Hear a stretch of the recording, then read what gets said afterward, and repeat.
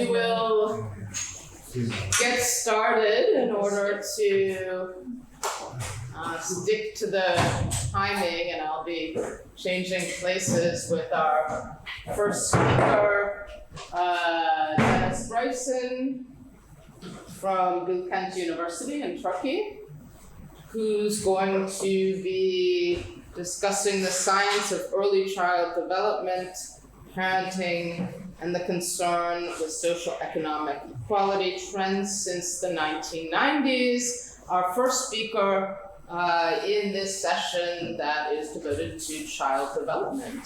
We can come up with as in France we say, a titre problématisé at the end of the session. What brings these three different papers on child development together. Dennis, you may have the floor, and I will be giving time signals right from the wings. Okay. Good morning on this hot morning. Yes, I'm from Bilkent University in Ankara, Turkey. Turkey is a strange place to live in these days, but whatever. I'm going to deviate a little bit from the description in the book of abstracts. Several years ago, I talked a lot about child development and brain development. In fact, at one of these conferences in Groningen, I don't want to be repetitive. There may be two people who were there here, but anyway, I don't want to repeat myself. So I'll just kind of summarize a little bit. First of all, the inequality paradigm has been recently discussed. A sociologist named Mike Savage, a British sociologist, wrote a book called The Return of Inequality. It's a good book. He discusses, and this just came out, I think in 2019, and he talks about how in countries, especially like the United States and UK, but I'm sure in many other countries as well, inequality is now becoming socioeconomic inequality and also racial inequality, particularly in the United States, are becoming very pressing issues that people are discussing a lot these days. So people like Thomas Piketty, I'm sure you've all heard of him, Capital in the 21st Century, deals with, he gives us this kind of statistical analysis of inequality. Things have been getting worse in that regard for decades. There was another book out that people widely read as well, The Spirit Level, Why More Equal Societies Almost Always Do Better by Richard Wilkinson and Kate Pickett. They're British authors, probably sociologists. So people have been talking a lot about what Savage calls the inequality paradigm. I'm not sure that the term paradigm is the best term.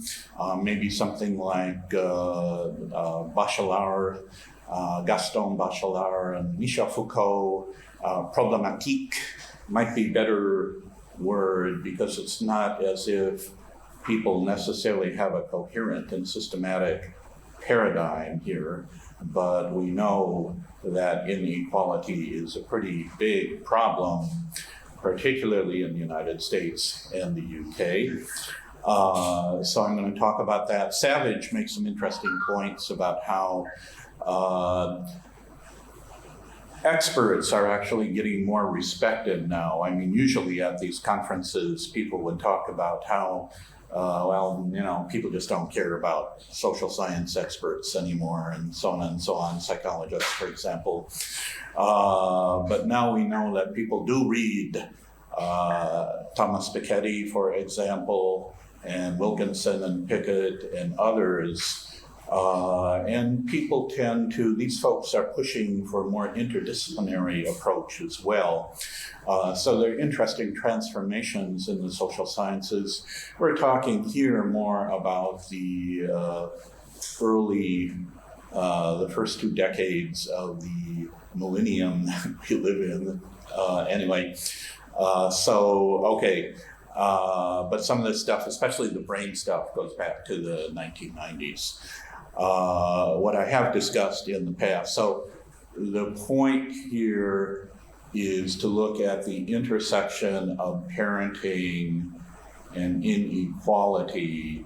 And there have been a number of relatively popular books. Our Kids by Robert Putnam, the Harvard political scientist, and James Heckman, he's a Chicago economist, has written as well, not a exactly real popular book, but anyway, an interesting little book on how we need early childhood intervention, and others have written as well. What I'm actually going to focus on today is a book that doesn't deal so much with brain development by Matthias Dipke and Fabrizio Zilibetti. It's called Love,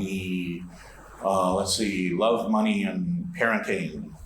Just came out a few years ago, and I found it a very interesting book, and I'll explain why later. But to go back to the brain issue, so there's also the Harvard Center for the Developing Child. Their literature which was extensive. They tried to reach out to a wider audience of lay people, not simply specialists in the field of child development or in other related fields.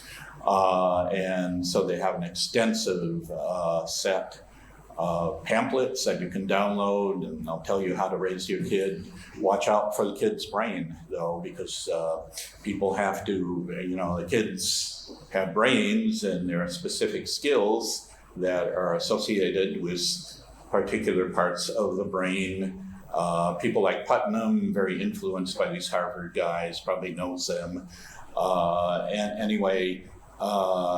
They will argue that, we should see the prefrontal cortex, where the so-called executive functions of self-control and planning and all this stuff, that's really important, really important skill.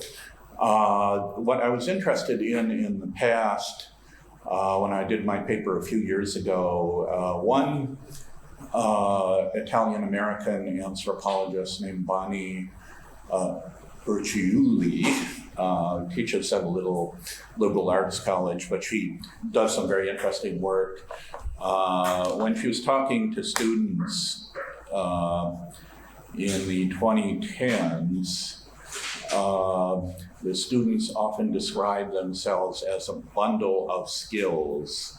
That is, when they were thinking about who they were as human beings in universities, these are university college students, they're thinking of themselves as a bundle of skills.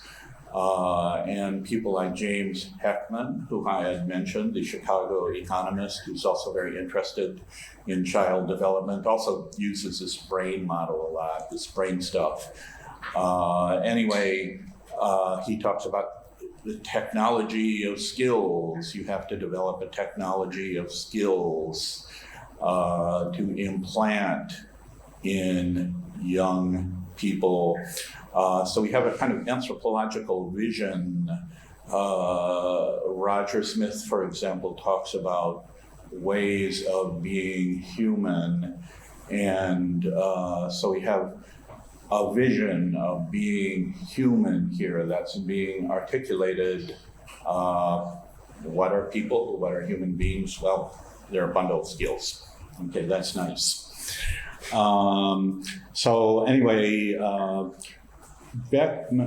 Heckman also, now I'm going to talk about Gary Becker, the Chicago Economist, and another line of thought. Becker, of course, is generally characterized by his neoliberal approach to economics. He did actually write about the family a lot and about parenting. In fact, he developed this approach which he termed the economics of parenting. And so he wrote a lot about the family and parenting, intergenerational mobility, et cetera, et cetera. And he influenced people like Heckman, for example, who was one of his colleagues at Chicago. But he also was one of the dissertation advisors of Matthias Dipke, a German guy. So this book, then, this recent book, which I found very interesting, almost kind of paradigmatic in the sense that it presents us with a worked out model, a very economistic notion of parenting, not in the sense that people are parents because they want to make money, not going to make much money out of their kids, they're going to spend a lot of money today, but in the sense that altruism, love, is something that we can also work to maximize, and so on, to use our rational calculation skills to maximize, et cetera, et cetera. So what I really wanted to do is talk about that book because I found it very interesting. And so let me get to that section. Now I'll read. I hope I have enough time to read this. Okay, like Heckman, I just talked about James Heckman, the Chicago economist, the skills guy. Skills, of course, are based in various regions of the brain. We all know that. Like Heckman, economist Matthias Dipke, who now teaches at Northwestern University in Evanston, Illinois, and Fabrizio Ziliberti teaches at Yale, have been much influenced by Gary Becker's approach to economics, including his emphasis on the importance of human capital, as well as his sense that economics is an all-embracing social science dealing with multiple aspects of social life. So following Becker, Dipke, and Ziliberti have elaborated an economics of parenting approach that they believe can explain how parents raise their children in different societies and in different segments of these societies in the present and during varied historical periods. Their 2019 book, Love, Money, and Parenting, a book, as I said, aimed at a wider audience than simply specialists.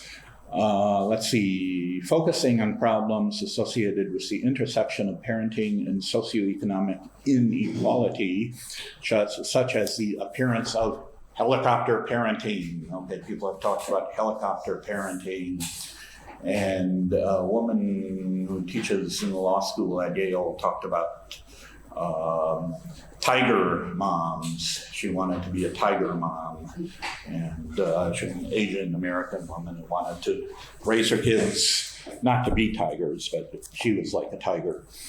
So these have been phenomena that are really associated with intensive parenting that have kind of propped up lately. The idea of intensive parenting itself has come to seem rather problematic in recent years.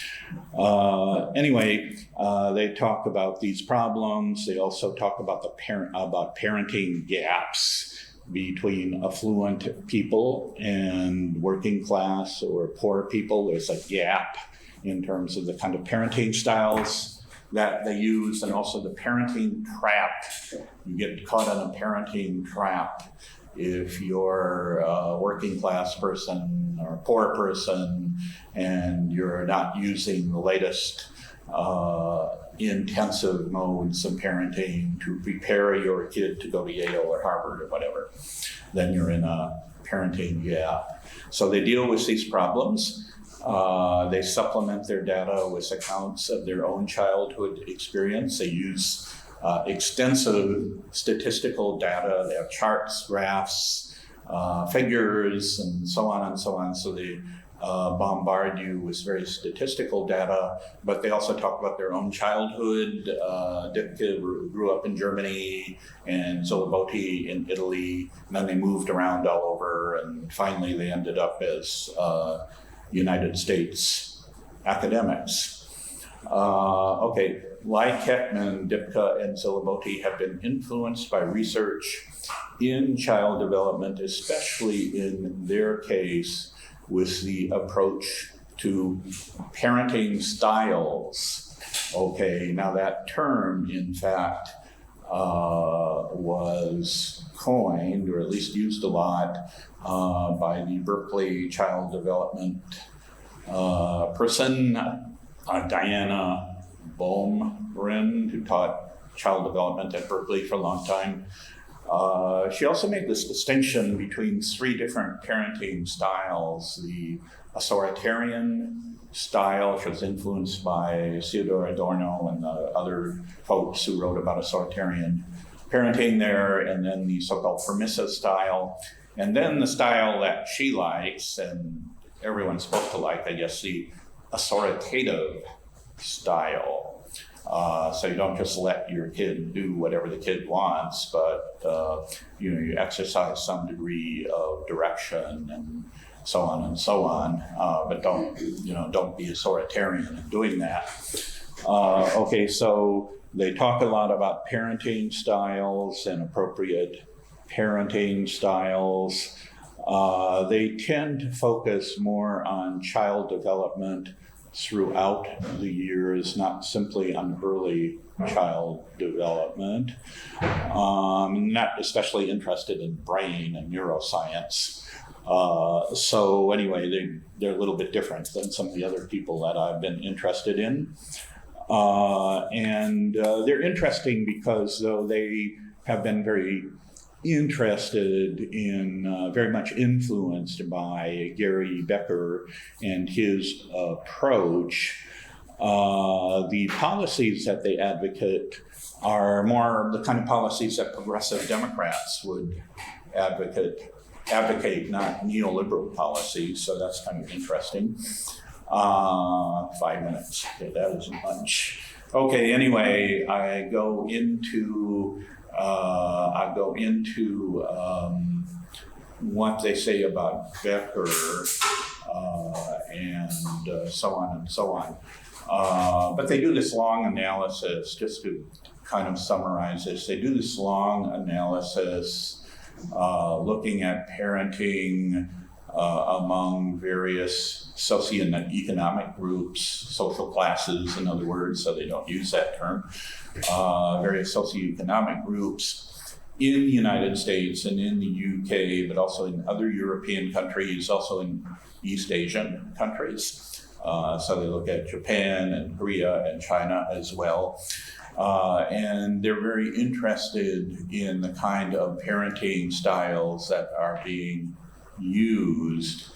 Their ultimate thesis is that the more unequal in economic terms people in a country are, and of course the United States has a pretty high rate of inequality, so does the UK. Sweden has much less, is much better on that scale.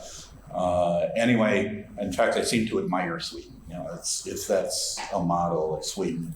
Anyway, but the thing is, the more, people are more intensive in their parenting, the more unequal in socioeconomic terms. In other words, helicopter parenting and just constantly watching kids and subjecting them to surveillance and planning all of their activities. They will say that that though they're not against intensive authoritative parenting, they will say that it's in unequal, competitive, unequal societies where they're elite. You know, the United States also has a very stratified university system, so that the Ivy Leagues, and now everyone's supposed to go to Yale or Harvard or Princeton or whatever.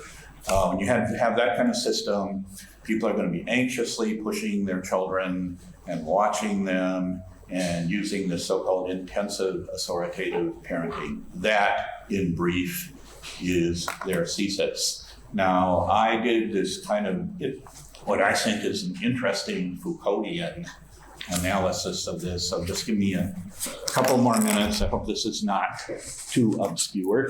Let's see, 2 minutes. In critically assessing Dipka and Zilibodi's approach to the intersection of parenting and inequality, I find Michel Foucault's discussion of normalization as formulated in his 1977-78 lecture series published under the title Security, Territory, Population to be useful. In his lecture of the 25th of January, 1978, Foucault differentiates between disciplinary normalization, which he now has made up a new word, normation, and the mode of normalization which he believes to prevail in contemporary versions of what he calls the security society.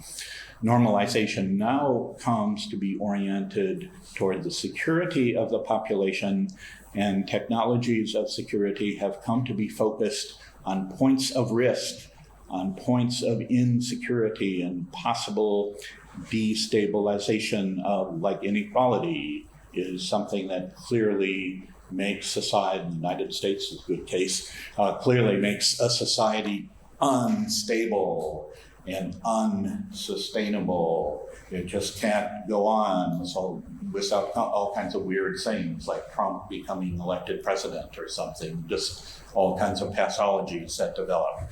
Okay, so let's see.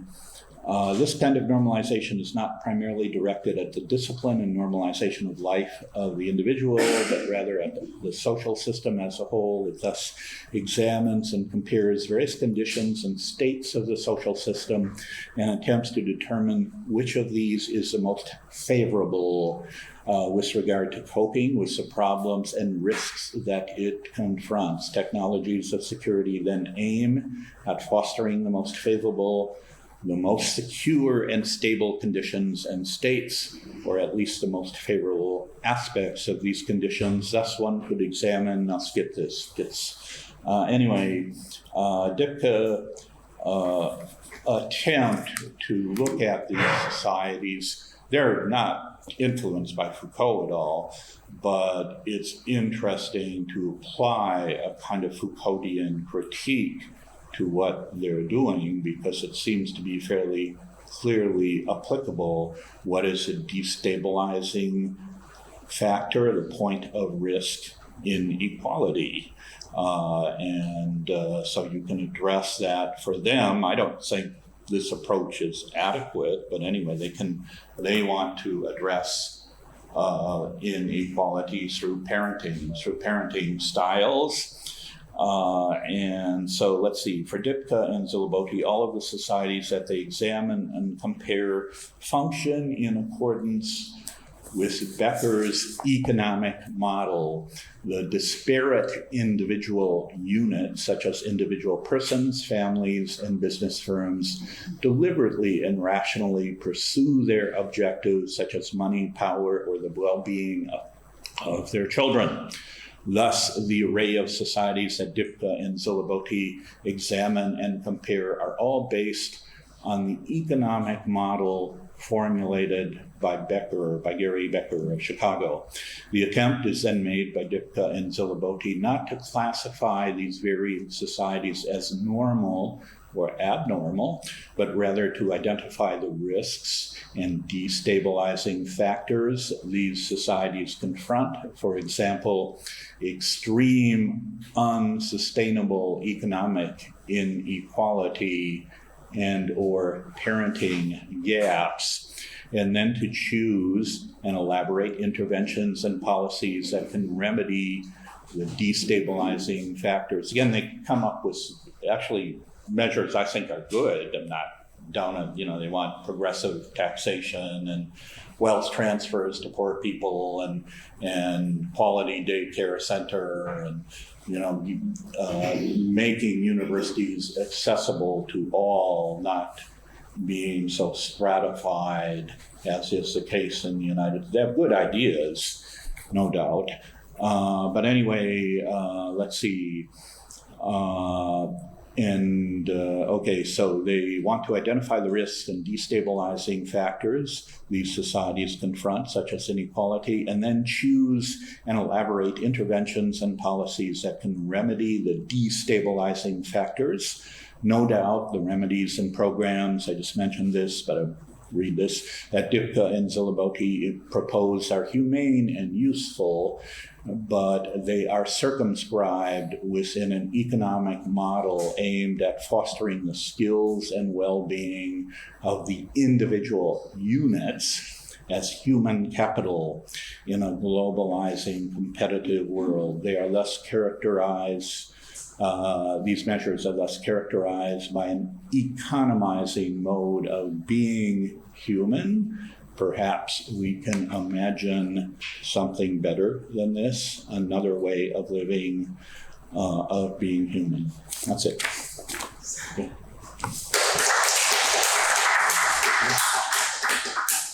Questions? Thank you very much. That's extremely interesting talk, and I'm sure there are tons and tons of questions. We I don't know if I technically have about 4 or 5 minutes for questions. We're going to stick to the time we started at. Sure. So I'm opening the floor for questions, Pedro. Yes, thanks very much, Louise. To guide the timer. Just it's a huge topic, hugely important topic. Also in the Nordic countries, the same discussion is going on, but inequality of parenting and so forth.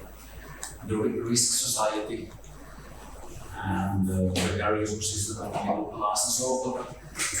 What I would just like to hear is your argument. What is your argument regarding the whole phenomenon? How do you explain it? You haven't.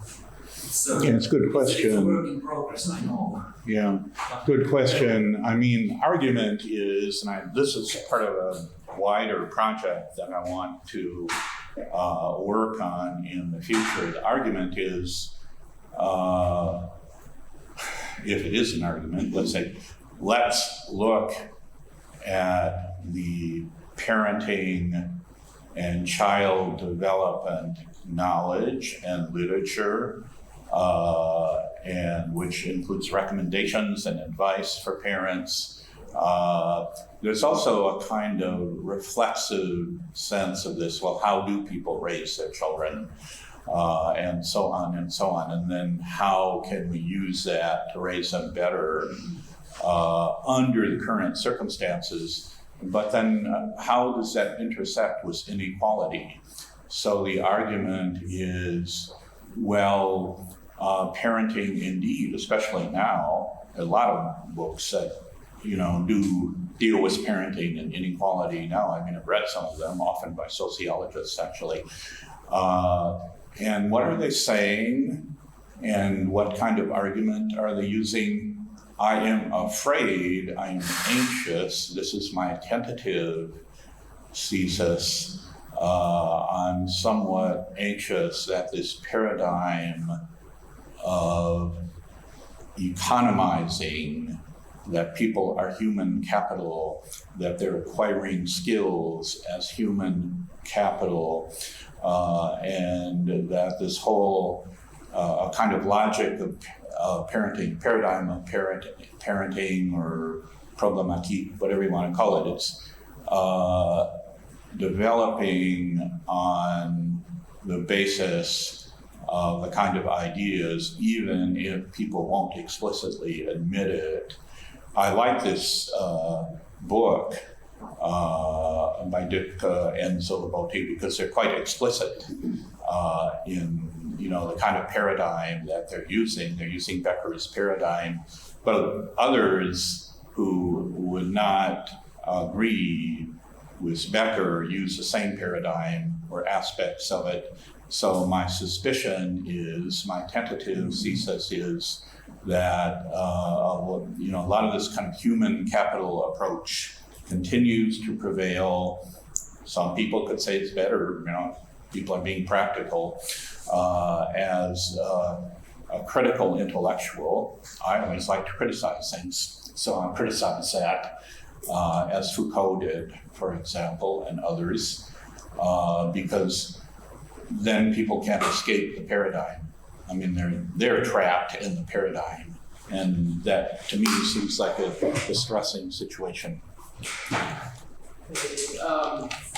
can give myself the floor for kind of a follow-up question that is on purpose a bit provocative, but kind of to think about how to frame the argument, because I mean, it does seem that you could say that parenting has always been embedded in economic models, whether they're explicit or not. Certainly. Either the children are like a workforce for the family at certain times, or they're pushed to be successful, maybe to help if you take the family unit. What I find interesting and is a key word maybe was explicit.